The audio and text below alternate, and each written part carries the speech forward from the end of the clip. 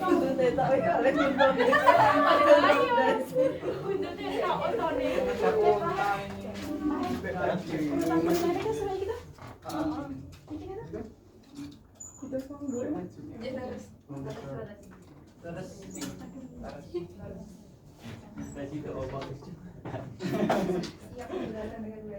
Lukman. Pak Lukman datang ya, Bu? 1, 2, 3. Nggak boleh kita pindah. Selamat siang.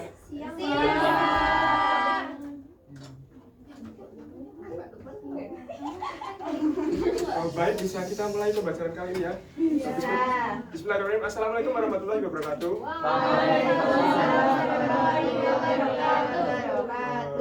Sebelum kita mulai pembelajaran hari ini, kita berdoa terlebih dahulu.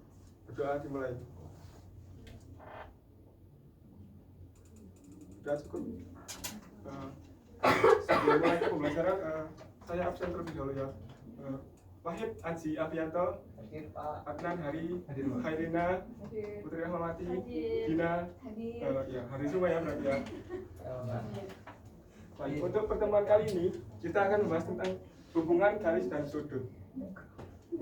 Bisa diingat-ingat kembali untuk pertemuan sebelumnya kita telah belajar terkait dengan macam-macam sudut, ada sudut tumpul, lurus, terus sudut lancip, ya dan sebagainya gitu ya. Ya nanti kita enggak, Pak? Gimana Pak? Siku-siku termasuk enggak, Pak? Ya termasuk sudut. Nanti akan kita ulas sedikit terkait pembelajaran yang sebelumnya.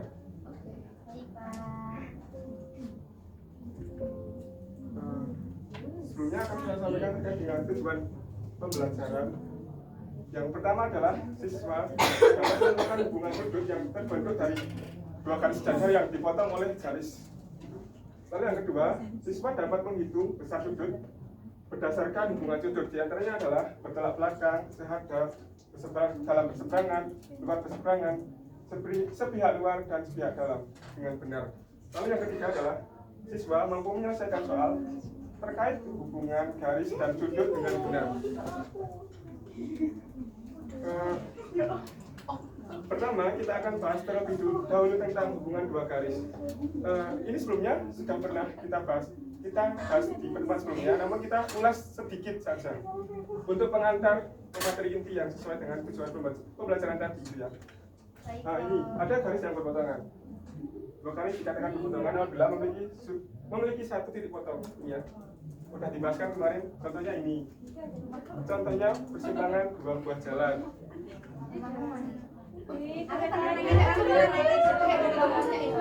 Ya, bisa fokus ke ini ya. Dua garis yang sejajar bisa dikatakan apabila kemiringan atau berat bumbunya sama besar. Ini kan kemiringan sama, jaraknya juga sama. Jadi, misal ini berpanjang, ini nggak mungkin berpotongan di satu titik. Makanya ini disebut dengan garis yang sejajar. Ya. Gradien itu apa, Pak? Gradien itu kemiringan garis, Mas. Ya, Makasih, Pak. ya ini kan miring. Ya itu mungkin bisa dipelajari untuk kelas 8 atau 9. Untuk kelas 7 itu belum belajar terkait dengan kemiringan. Lanjut.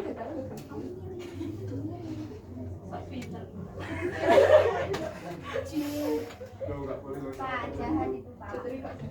Selanjutnya ada garis yang tegak lurus. Dua garis dikatakan tegak lurus apabila membentuk sudut tepat 90 derajat atau sudut siku-siku.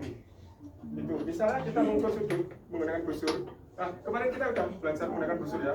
Misal besarnya itu 90 derajat, itu makanya bisa dibilang merupakan sudut siku-siku. Atau misal nggak ada nama sudutnya, kita bisa lihat misal ada simbol seperti ini. Nah, itu bisa dikatakan dengan sudut siku-siku. Itu gitu ya. Itu. Nah, ini adalah hubungan antar sudut. Artinya adalah kan namanya hubungan, berarti pasti ada lebih dari satu objek, gitu kan? Berarti ada dua atau lebih objek yang memiliki kaitannya itu. Misal ini ada sudut berpenyiku, merupakan sudut-sudut yang membentuk sudut siku-siku atau 90 derajat. Artinya ada beberapa sudut yang ketika dijumlahkan itu membentuk sudut 90, besarnya 90 derajat. Misalnya ini. Bisa dilanjut? Bisa, Kak. Misalnya ini, kita fokus ke gambar ini ya. Ya. Ini terdapat dua sudut. Itu Pak mainan konten, Pak. Apa ini Pak? Enggak, bisa fokus ke sini ya. Ini kan ada sudut siku-siku. Nah, di dalam sudut siku-siku ini ada dua sudut lagi di tengahnya. Ini ada sudut berwarna kuning dan sudut berwarna merah. Nah, kemarin kita belajar sudut. Tentunya kalian tahu ini namanya sudut apa? Sudut kuning. Enggak. Oh, tahu. AOB. Ah, itu Namanya. Yang lain masih ingat nggak penamaan untuk sudut? Oh iya. Dari ujung, terus titik sudut, titik pusat, Yes. Ya. kemudian garis selanjutnya. Ya, ingat. Sekarang Sudut kuning ini bisa disebut dengan sudut. AOB. Terus yang merah, BOD. tuh. Nah, sudut AOB, COB boleh, cuman untuk penamaan sudut itu urut sesuai alfabet untuk mempermudah penyebutan. Oh. BOC dimulai dari pangkal yang CO ya nggak boleh. CCA.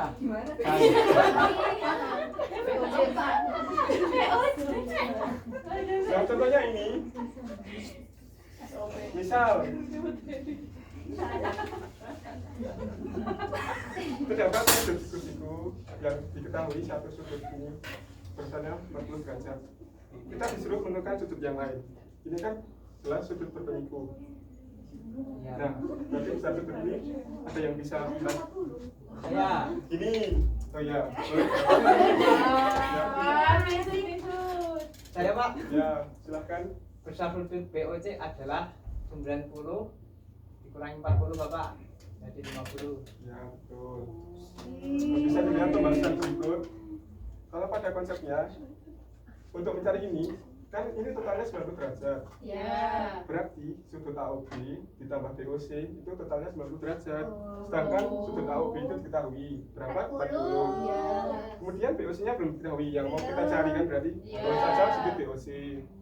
Nah, ini untuk dioperasikan ke sini kan sama-sama bernilai, ada nilainya. Nah, ini pindah ruas ke kanan menjadi minus, ini tadinya positif jadi minus. Ini yang BOC ketemu 90 dikurangi 40 menjadi 60 derajat. Pak, katanya Alia tanya pindah ruas gimana? Pindah ruas kan udah belajar toh. Kamu kelas Persamaan ini yang tadi itu jangan sabar, udah toh. Kalau nggak boleh pindah rumah, boleh pindah rumah. Oh iya, memang. Sama-sama dikurangi 40. Oh iya, maaf ya. Mudah bukan aja.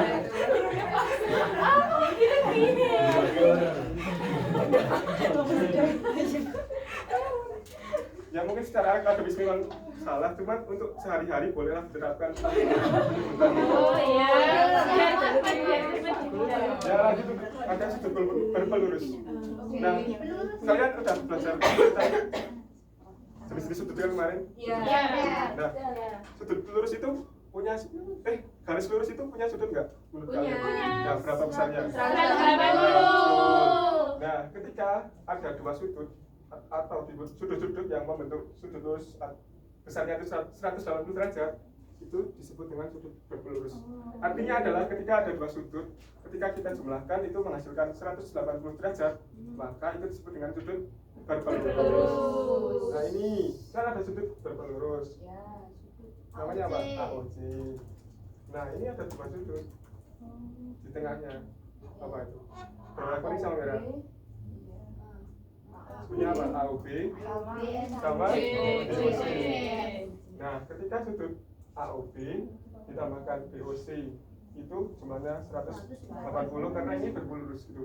Contohnya ini, misal terdapat garis berpelurus, kemudian diketahui dua garis yang berhubungan saling berpelurus. Nah, diketahui sudut besar AOC itu 40 derajat. Terus kita disuruh menentukan sudut yang belum diketahui yaitu sudut M. Berapa? Ada yang bisa? Aku. Ya. Itu sudut AOB dikurangi sudut AOC. Ya. 180 dikurangi 40. Hasilnya 150 derajat, Pak. Ya, kita lihat pembahasannya. Oh iya benar. Pak, 40 kan? Oh ya maaf ada kesalahan pengetikan di sini. Ini yang benar adalah 180 derajat. Mohon maaf ya. Ya. Bisa dilanjutkan. Bisa ya caranya sama. Nah, untuk selanjutnya kita membahas ini tadi pembahasan hari ini adalah hubungan antara garis dan sudut. Nah, biasanya untuk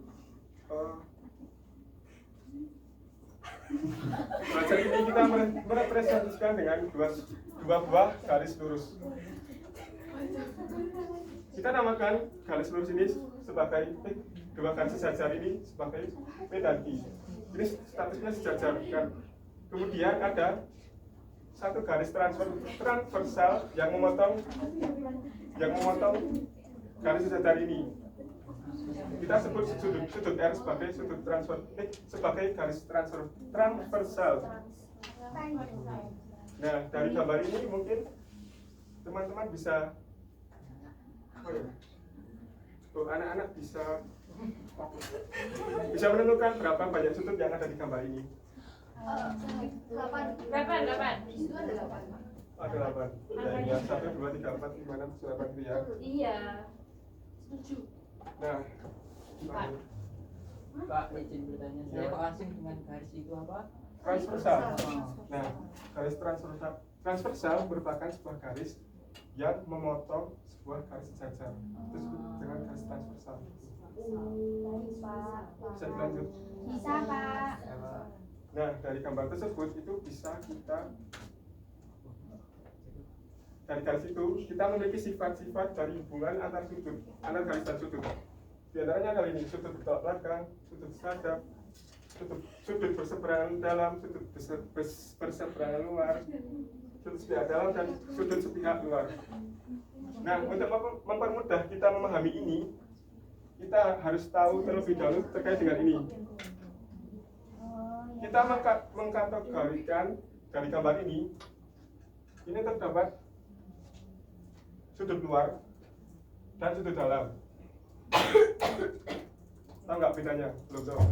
Nah, tadi sudut dalam itu merupakan sudut yang berada di dalam garis sejajar ini. Kemudian sudut luar itu merupakan sudut yang berada di luar garis sejajar. Jadi nomor 78 sama nomor 12. Itu. Terus ada juga garis transversal.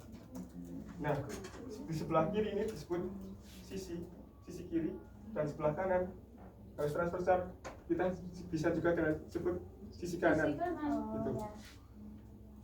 Nah, sudut yang memiliki arah yang sama bisa kita sebut dengan sudut yang sehadap. Gitu.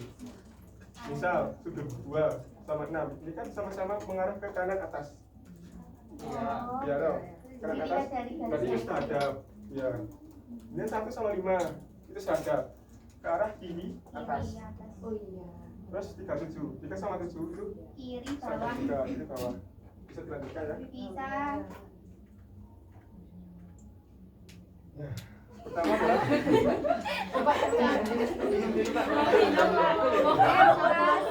kita akan ulas satu persatu dari ke-6 tersebut. Yang pertama adalah sudut bertolak belakang. Sudut bertolak belakang ini besarnya sama.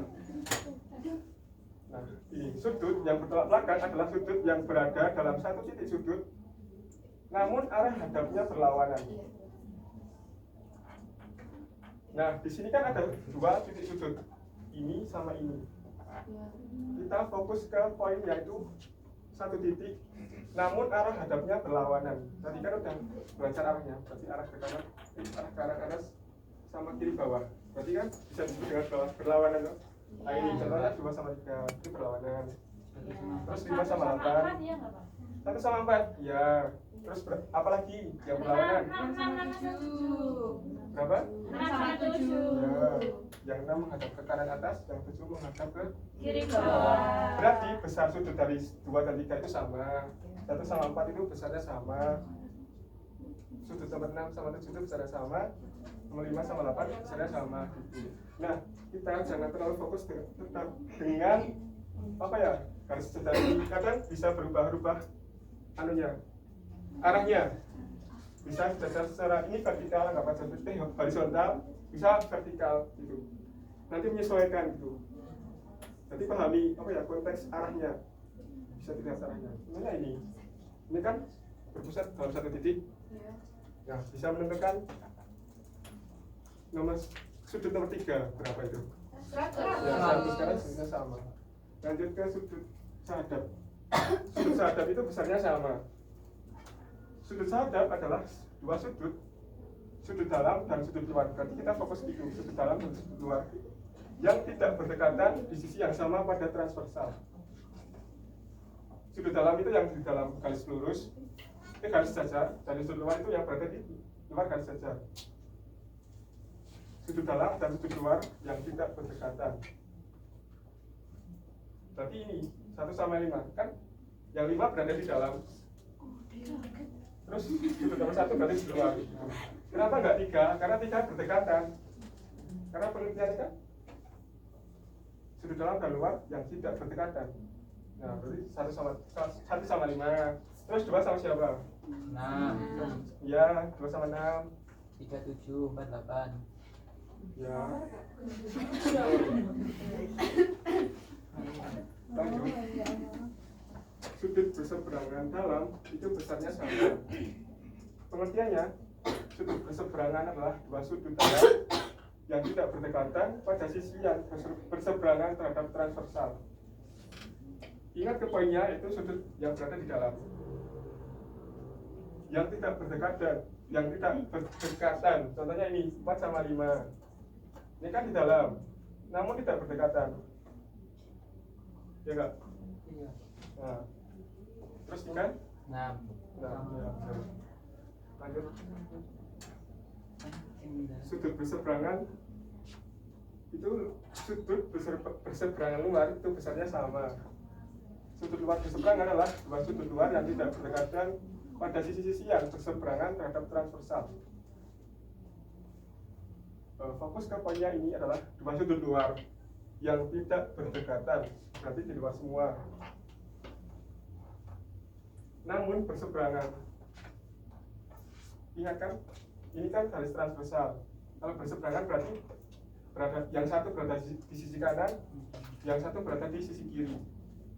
Namun dua sudut itu berada di luar. Contohnya ini 1 sama 8, 2 sama 7. Ya.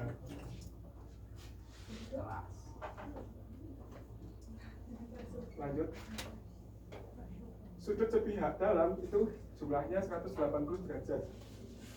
Pengertiannya, sudut dalam sepihak adalah dua sudut dalam yang terletak pada sisi yang sama. Berarti dua sudut itu terletak di dalam Sisi yang terletak di dalam, namun di dalam sisi yang sama. Contohnya ini 4 sama 6, lalu 3 sama 5. Gimana? Ada yang bisa ada yang mau ditanyakan? Enggak, Pak. Jelas. Lanjut. Sudut sepihak luar itu berjumlah 180 derajat. Pengertiannya ini, sudut luar sepihak adalah dua sudut luar yang terletak pada sisi yang sama. Berarti dua sudut itu terletak di luar, namun terletak dalam sisi yang sama. Misalnya ini 1 sama 7. Terus ada lagi 2 sama 8.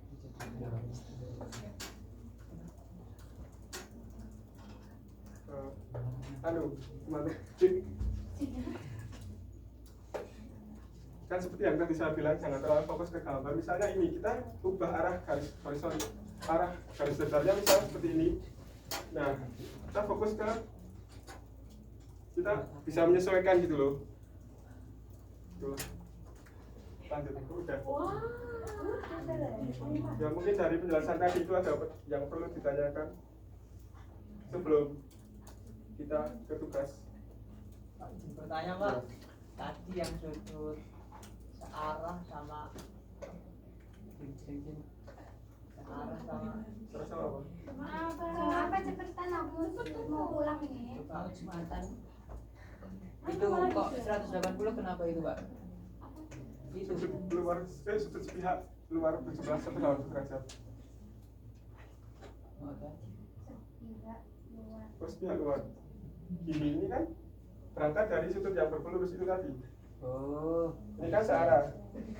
Sedangkan sudut searah itu tadi udah kenal kan, sudut searah itu jumlahnya sama. Nah berarti 3 sama 7 itu jumlahnya sama. Nah misal ini jumlahnya 40 derajat. Berarti yang 3 ini 40 derajat. Sedangkan ini kan berpelurus 1 sama 3. Ya berarti jumlah dari nomor 1, sudut nomor 1 dan nomor 3 itu jumlahnya sama 80 karena merupakan sudut berpelurus itu. Ada pertanyaan lagi? Udah ya, cukup ya. Nah, setelah ini akan saya bagikan LKPD yang bisa dikerjakan secara berkelompok. Mungkin satu kelompok berisi 5 orang. 5 orang aku